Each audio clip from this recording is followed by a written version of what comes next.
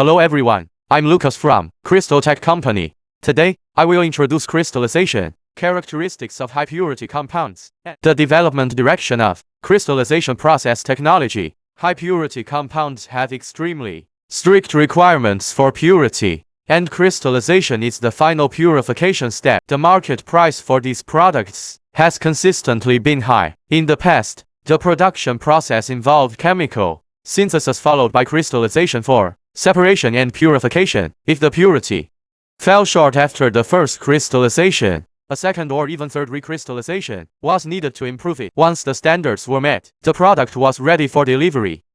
Now, the fine chemical industry faces intense competition. Companies are focusing on reducing cost and improving efficiency. However, the crystallization step is often inefficient and has significant room for improvement. Multiple recrystallizations to a single step, while still meeting high purity requirements, can greatly cut costs and boost efficiency. The key to achieving this is identifying the source of impurities and understanding the root cause of why crystallization fails. To remove them effectively, impurities including trace impurities, residual solvents, exist in several forms, adhering to the crystal surface, embedded within the crystal lattice, or entrapped within crystal aggregates, or polymeric structures. Among these, impurities embedded inside the crystals, or entrapped within aggregates, polymer-like structures, cannot be removed by conventional methods and typically require recrystallization. So the most challenging impurities to address,